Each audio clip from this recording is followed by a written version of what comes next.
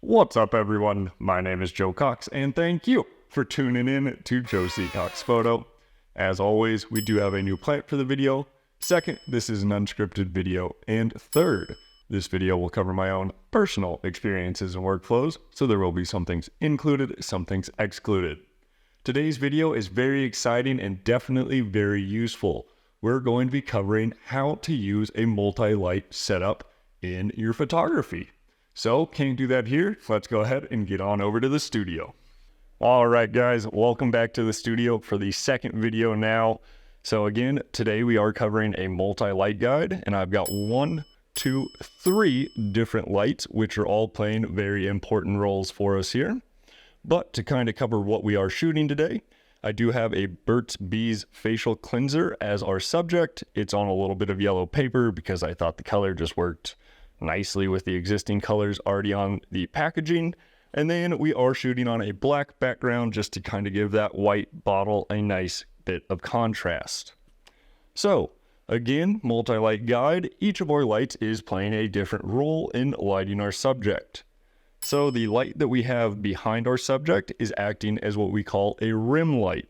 It gets the name of a rim light because it is quite literally providing an outline or a rim around our subject because it is backlit. Over here, we do have our fill light, exactly what it sounds like as well. It is filling in our scene with a little bit of indirect light just to help raise that exposure level a little bit. And then our most important light is going to be this key light, which we have in front of our subject today. And that is really going to set the stage and help our subject pop. So, if we start back here with the rim light and we were just to take a single photo with only the rim lighting on, you'll notice that on the right side of our subject, we do see that outline and kind of gives it a nice little bit of contrast.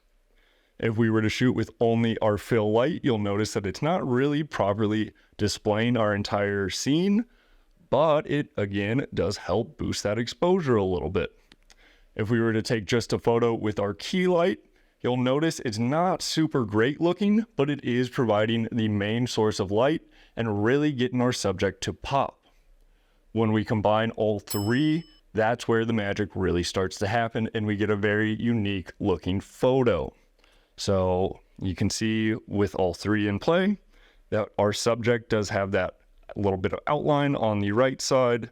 It's got that fill light, which is kind of helping raise our overall look.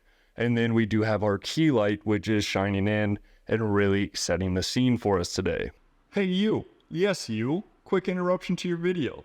Did you know that I also make merch for this channel? I've got things like coffee cups for you. I've got you covered with wall art. I've even got you covered with hoodies and other apparel. I mean, just check out all of this good stuff.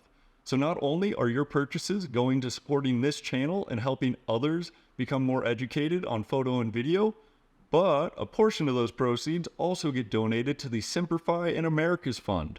So not only are you helping out this channel right here, but you're also supporting the men and women who served in our armed forces. That is kick-ass of you. Way to go, you. But check out the link in the description down below. Go find something you absolutely adore, and let's continue to all support each other out here. It's tough out here. It really is. But I love you. You're each beautiful people, and you know that. But otherwise, let's get you back to your video now. Now, you might be sitting there saying, but Joe, this is such a simple scene. There's not really a whole lot going on. All you've got is a bottle on a piece of paper and a little bit of black backdrop back there. What happens if my scene is more complex? Well, I kind of see two different options. So option one is going to be the kind of simpler route, if you will. And that'll be set up your subject, set up your scene with props and everything, and then figure out your lighting and try and do it all in one shot.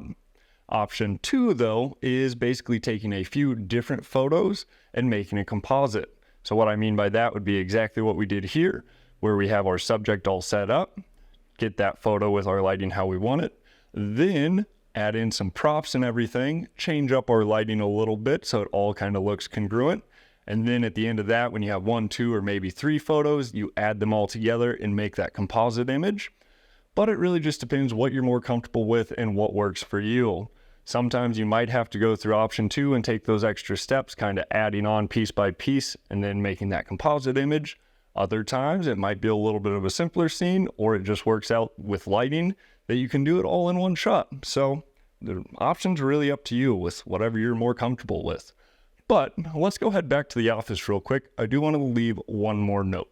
So that last note that I want to leave you with is just keep in mind that you are by no means required to always have a rim light, a fill light, and a key light.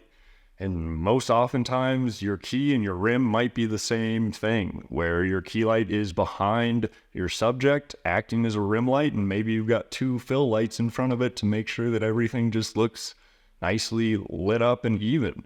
So really just go out and explore it a little bit. The purpose of today's video is to show you kind of what rim light does, what fill light does, and what your key light does. But again, there's no real way or set standard of how you have to set it up. Just remember, you're trying to make your subject pop, you're trying to make your subject look good, and you're really just trying to get your audience to focus again on your subject. But otherwise, guys, thank you so much for tuning in. I appreciate each and every one of you. Don't forget to give the video a like. If you've got anything you want to see, or if you just have a comment or question on the video, drop it down below. But otherwise, don't forget to subscribe, and I will check you guys on that next video. Bye.